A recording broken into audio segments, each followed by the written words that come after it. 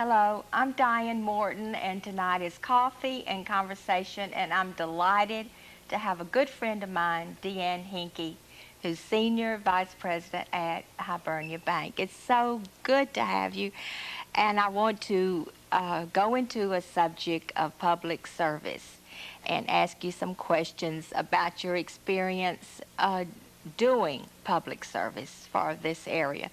Can you tell me some positive pointers that you could give to a young person that is thinking of going into public service, of the advantages, in other words, that you believe that you had? Well, Diane, there are so many things that you learn when you run for office or you decide to get involved in government or becoming a public servant, and it absolutely provides you an education that you will never get anywhere else. I was involved for 4 years on a public school board, and even when you leave, there's still so much more to learn, and it teaches you about developing your people skills and working with other people who may have completely different opinions than you do on very important issues that are important to the community. So there's nothing you can really do to prepare you for that experience, and most of the people that you see in public life come from all walks of life. I mean, there are no prerequisites for what you need to have done prior to running for office or interacting in public service. So I just think the things that you learn will last you a lifetime and it will benefit you in whatever you choose to do. I'm sure there are different personalities. Lively people, vivacious. They're quiet, studious. Is there any, in my opinion, there doesn't seem to be a profile, but are there certain qualities that you feel a person would be advantaged to have? Well, I consider it an asset to have the ability to get along with other people, but sometimes when you're dealing with very controversial issues or controversial subjects, it's very easy to get crosswise with perhaps people who serve with you in public office. And, I like this definition, and I know I'm not going to exactly get it right. Politics is the art of getting somebody to do what you want them to do and letting them think it was their idea. And, that's real interesting in trying to set a goal, something that you want to do in public life, or some kind of issue that you feel very challenged to bring to the community, something you want to get past, and you really have to have good people skills. So I think that would be probably something that you would want to bring to the table. No matter what the personality, Absolutely. that would be a requisite, wouldn't it? I wanted to ask you, did you find any difficulty in being taken seriously because of being a female? I've just been reading Leslie Stahl on her career, and she seemed to feel that it was very difficult to establish herself on an equal footing as being as capable as the men. Of course, when she started back so many years ago, it was rather unusual. But did you find that to be difficult to be taken seriously as a man would? I think that does occur in everyday life, in public service, in whatever a woman chooses to do. I've had the unusual background of, I got out of school, I got out of college, I went to a university that used to be an all-male school, Texas A&M. I'm an Aggie, and women were a minority when I went to school there, and when I graduated, and I immediately went to work in the oil field, which women were a minority, and now I'm involved in financial services and brokerage, which still very much is a male-dominated business. So I think from that aspect, it's been a little bit easier for me because I come from these male-dominated cultures all along that, I think it's easier for me from what I've seen and what I've tried to do. But, for example, what's real interesting, for example, the school board, you have all these employees, and most of the teachers out there are women. But what you see is in positions of power or elected officials, the majority is usually a man. And that's been very interesting. I think this last time around, more women were encouraged to run for office, but it's just that some women aren't taken seriously, and you definitely have to develop a set of skills to interact and to get along with members of the opposite sex. So I've just been very fortunate in having come from where I came from to be able to I guess, push through and get through the issues. Yeah.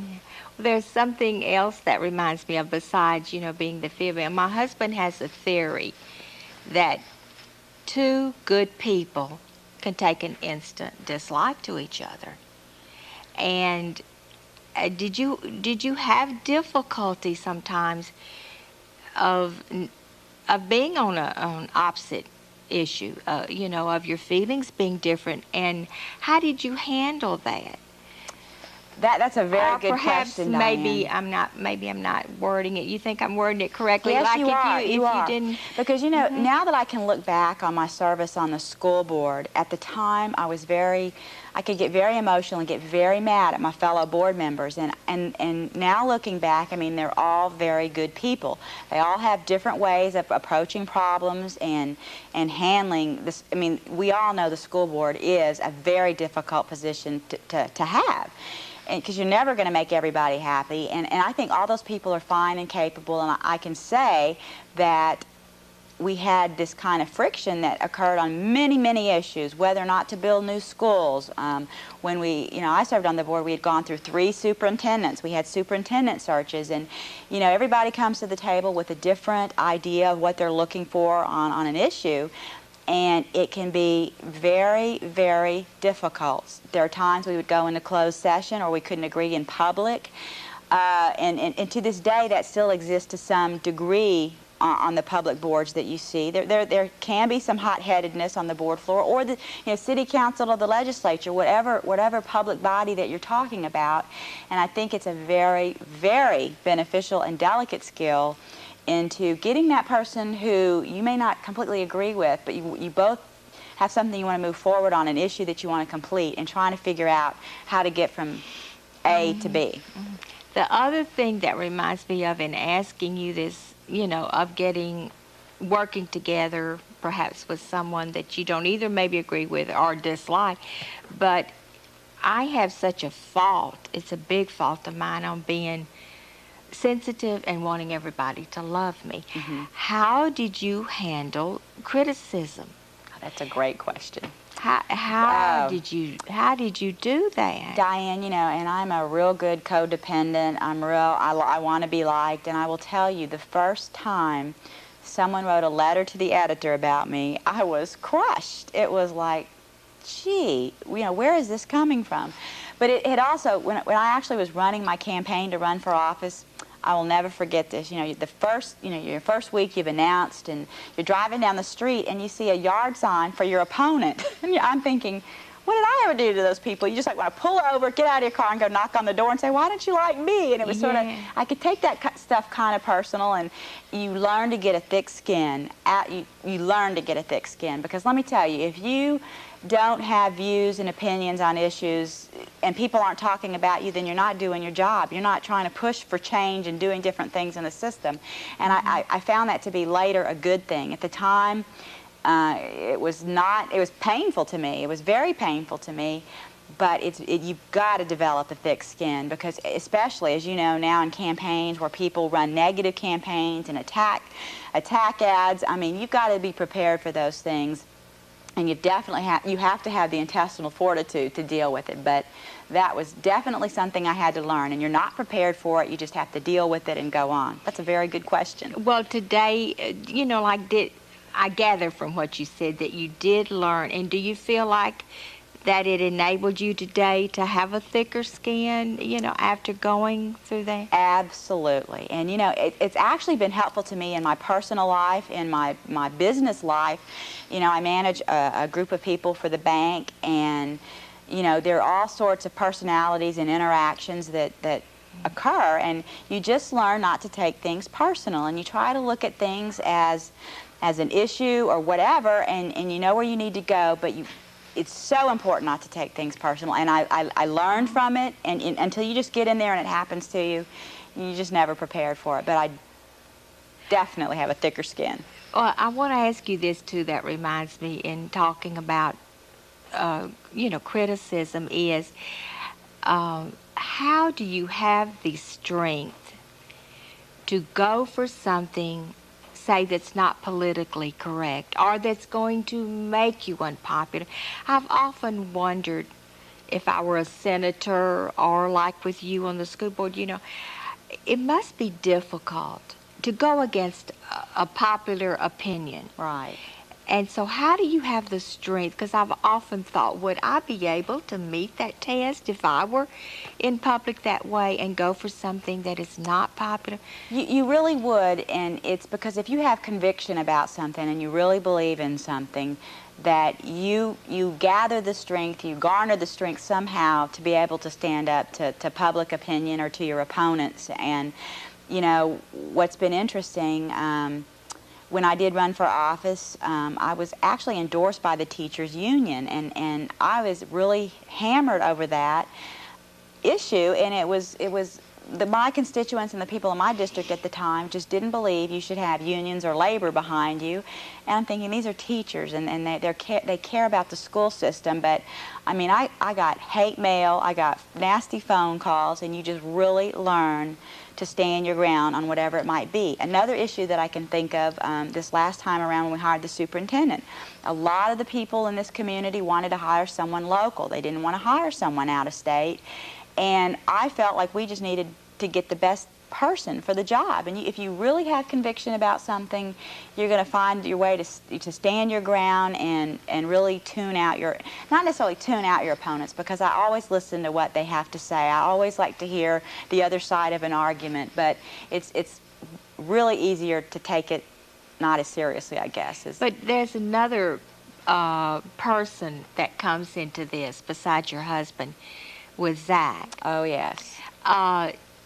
Did he get hurt at school? On one of the talk shows the other night, someone was saying that they made a joke about Willie Nelson, Mm-hmm. and this celebrity said she got a letter from one of his children that said, "Please don't say that. I've been teased at school for what she said about her father," So how does that, was he ever hurt by criticism that was aimed at you? Actually, I think there were a couple of times where there were maybe some votes on some things, like with the bus drivers on their pay, or he heard things at school, but I just think the good really outweighed the bad. He absolutely learned a lot from my having served on the board, and I think he saw a different view of the school. I mean, he was in kindergarten through 3rd grade when I served on the board, and he's now about to enter 5th grade. And I think it made him a better child, a better student, a lot of things. But no child likes to see their parent, being bashed or whatever. And I know he went through a couple of occasions where that did happen, but I just think he became stronger for it. We've had discussions about my running for other office, and he's definitely voiced his opinion, and he's intimated a couple times. This last time around, he intimated that he wanted me to wait a little while. So I do listen to him. Our family life is very important, because if your family's not supporting you and they're not behind you, you're not going to be a success in public life. And I think you see that in all the different offices that are out there, that if a family's not behind a candidate or an elected official, it's going to show in their work. And so that was very important to me. But that was a very good question, too. How did you handle, and how do you handle now? You have some pointers for young women that are starting a family and have a demanding career. You have some ideas on how to balance the two? A good way for a young person to learn the ropes and figure out where they want to go and what they want to be is to perhaps find someone to serve as your mentor, perhaps even work on a campaign, do volunteer work. I know 10 years ago, right after my son was born, that's when I really decided I want to contribute back to the community, and I got involved in the mayor's race way back then. And I'm going to tell you, 10 years ago, I didn't know anything about public service, Diane. It was when I volunteered myself and got involved, I learned so much about people and campaigns and the process. And I think it's very important for the youth of Acadiana to get involved. And it doesn't have to be a Democratic group, Republicans. There are so many groups out there involved in fundraisers for specific issues or whatever, but just get involved. That's really important to do. I bet there is a lot. in volunteering that you learn. I have read a lot of, like, for president, that so many people said they learn invaluable lessons in just going in, filing or answering telephones and so forth. And so, besides that, like, what about your combining your and doing your time? You have pointers on time. We all just have 24 hours a day. I've said that over and over. Sometimes wish we had 36 hours a day. But how do you have any pointers on how you keep energy and to do all the errands and do your career every day? You have any pointers for young mothers? Boy, time management, that is a good topic, and it's something I'm still trying to master at this point, Diane, because one of the things you want to do is get a good day planner and prioritize your day and figure out what's important. A long time ago, I would learn to concentrate on the things that weren't important, and you spend a lot of time on things that really didn't have any value, or perhaps you were being, codependent, or you couldn't say no, and you really have to learn. You have to learn to say no at some point. Not everybody can do everything that's asked of them, and I'm around so many people who find it very hard to say no, and you have to learn to balance that. And also get good people to work with you. I've got a very good assistant who works with me in my business life. I work with the group, and you learn to delegate tasks as well. Is that difficult? I have read that some people have great difficulty in delegating responsibility. And I think it's more of a power issue or a control issue. It's because if you delegate, then it's no longer in your control, and sometimes there are things I don't like to delegate that I should, but I don't. I'm still learning that skill, but I've definitely am getting better at it. When there's a job that somebody would even be better at doing, or could do it more quickly or more efficiently, it just makes sense. And you just want to make sure the outcome of whatever that task is successful. And I think I'm learning that, but it's a very hard skill to master. I've got a person in my home life who assists with my family and cooking and cleaning, and that's, you just get the right kind of people to help you make the picture complete. And so definitely I wish sometimes there were two of me, but... Is there like a part of you that is a perfectionist? And to me, it seems like that would be more, if you are a perfectionist, that would be more difficult to do. But according to all the articles on Reagan, that was one of his greatest strengths, was that he was able to do that. And so I just wondered, do you think perfectionists have more problems with that? You know what? I'm sure they do. I've never thought of myself as a perfectionist, and I don't know if that's a good thing or a bad thing, but it's sort of, if things aren't perfect, I can be pretty laid back about things not being perfect. That's never been something I've obsessed about. I've seen people who have obsessed about being perfectionists, and there's just no way that you can take every aspect of your life or what you're doing. If you're involved in volunteer work, a business, family, you just can't. You can't be a perfectionist, because it's hard to keep that all together. And none of us can be super anything, super worker, super mom, super volunteer. It's very difficult, and if you really put the pressure on yourself, I think it can cause you a lot of aggravation. Probably. Oh, I really want to ask your opinion on this. I've read this through the last few years, and what is your opinion on a woman being able to, quote, have it all? What's your opinion on that? Diane, that's a very good... I'm always afraid when people ask me, what is your opinion? Because as I told you, I've usually got an opinion on about everything there is. Tell me what you think of that saying. Well, I feel very blessed as a person. I feel like I'm a woman who has it all, and nothing in my life is perfect. There are things that I still aspire to, but I think having it all is just an internal mechanism. If you feel successful, if you feel like you've accomplished things, and there's so many more things I want to accomplish with my life. I'm not through yet, but I feel like to some degree I have it all. And I think women, basically it's got to come from inside and not be projected on a woman from the society. Like, if you look at someone and think, gosh, they did this, they're good in this, but they're not good in that. And society does do that to some degree with women. We're expected to be many different things and wear very many different hats. And I just think women, you know, when we talk about public service, I just think women are a natural for public service, Diane, just because they've had the experience of running a household. That's like running a business. They have people skills. They have all the things that are necessary to be a success. So I think it's possible to have it all. It's just that a lot of women have it all and they just don't know they have it.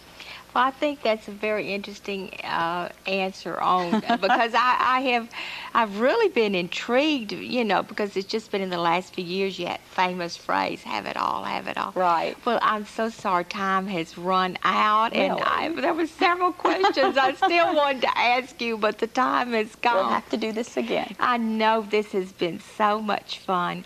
And any last advice for the young people? Is there any? Oh, I know. I see and hear of this. Is there any one piece of a jewel advice that you would give to a young person leaving college for that future career? Just any one piece of advice. I think it would be follow your heart.